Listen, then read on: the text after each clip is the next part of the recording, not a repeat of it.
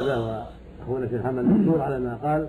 تكملة للإجابة أقول إن الشيخ محمد رحمه الله فيما أعتقد وفيما أعلم لم يخرج عليها، وما كان هناك دولة، ما كان هناك إمارة ولا رياسة ولا حركة في الجزيرة للأتراك. كانت الجزيرة مهملة ما فيها إلا أمراء يحكم بعضهم بعضا ويأكل بعضهم بعضا ويولي بعضهم على بعض. فالجزيرة العربية هنا شمال الجزيرة الذي هو محل دعوة الشيخ أولا ما كان فيه لهم أمير ولا كان له فيه وجود بالكلية، كانت نجد كلها خالية من أولئك، فكانت إمارات متعددة. العية فيها أمير، العينة فيها أمير يحكمها كأنه ملك، في الرياض أمير، في المجمع أمير، في الحرين أمير، في منفوحة أمير مستقل، في القصيم أمير مستقل، في الحائل أمير مستقل، في الخارج أمير يحكم وينفذ، كلهم أمراء مستقلين كحساب الملوك.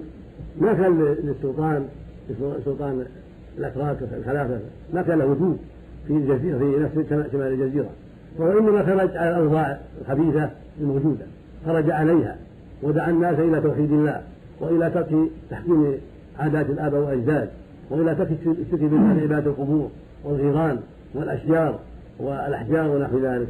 فهو خرج على الأوضاع لا على دولة قائمة. هذا الموجود المعروف الذي لا شك فيه ولا شك فيه. خرج على أوضاع فاسدة في الجزيرة في الدرعية وما حولها، ودعا إلى الله وأمر بالجهاد حتى قام سوق الجهاد ورفعت راية الإسلام في نفس الجزيرة في شمال الجزيرة، ثم امتد الجهاد حتى وصل إلى مكة. وكان في مكة لهم أمراء من الأشراف ينتسبون إلى الدولة ويعدون من أمراء الدولة، ولكن كانوا قد ضيعوا الأمور هناك، وكان الشرك سائلا في مكة، تعبد قبور هناك وتعبد خديجة من دون الله وقبور عليها القباب في النعلاء. كان الشرك ظاهرة في مكة وظاهرة في المدينة في حول قبر النبي عليه الصلاة والسلام، وفي البقيع حول قبور أهل البيت وغيرهم.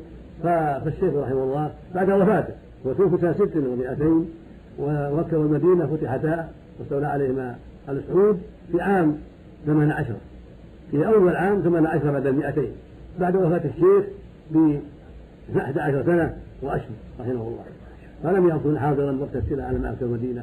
فهم لهم حجة ولهم دليل ولهم عذر، لأنهم وجدوا الحجاز مهملا مضيعا ليس فيه من يحكم شريعة الله وليس فيه من يدعو إلى توحيد الله. فلهذا رأوا أن الواجب عليهم، رأى أتباع الشيخ وأولاد الشيخ وعبد العزيز محمد الذي هو إمام الوقت في ذلك الوقت، لأن محمد قد توفي عام 79، فرأى الشيخ رأى أولاد الشيخ عبد الله بن محمد وإخوانه ومن معهم من أنصارهم، ورأى الإمام عبد العزيز محمد بن سعود أن السلاح على مكة أمر مهم، لأنها بلاد وحيين ولأنه يجمع المسلمين حتى تطهر من الشرك وحتى تسلم مما فيها من البدع والخرافات.